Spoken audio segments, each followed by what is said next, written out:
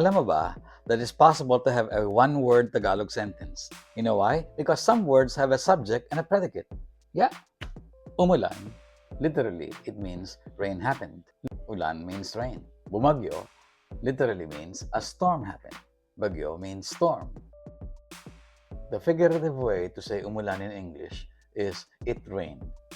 It is the subject and rain is the predicate. The way to say bumagyo is there was a storm. There is a subject, was a storm is the predicate.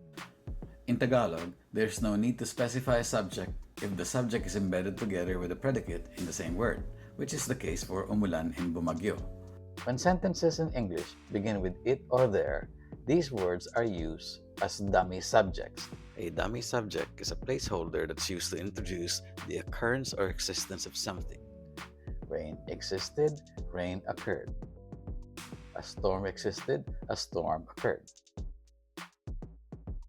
When describing weather or climate in English, dummy subjects are used. Their Tagalog equivalents don't require a subject. Umaaraw, it is sunny. Kumukulimlim, it's overcast. Kumikidlat, there's lightning. Kumukulog, there's thunder. Lumilindol, there's an earthquake. But it also applies in general to anything that's sensed or felt.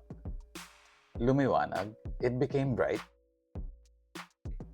Or dumilim, it became dark.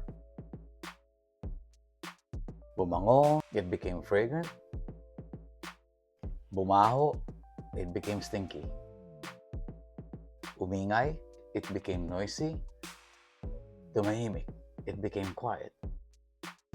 Uminit, it became hot. Lumamig, it became cold. Bumaho sa kalsada, it became stinky on the road. Lumamig sa kwarto, it became cold in the room. Notice that these are regular verbs, not climate or weather verbs. Because of that, they can take a real subject instead of a dummy subject. Bumaho ang basura. The garbage became stinky. Lumamig ang pagkain. The food became cold. Now, what's the difference between umuulan and maulan? One is a verb, the other is an adjective. The rule about dummy subjects in English applies not only to verbs, but also to adjectives, and that's what we'll cover in part 2 of this lesson.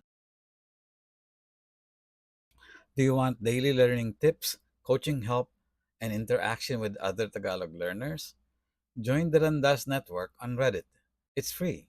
Check the link in the comments.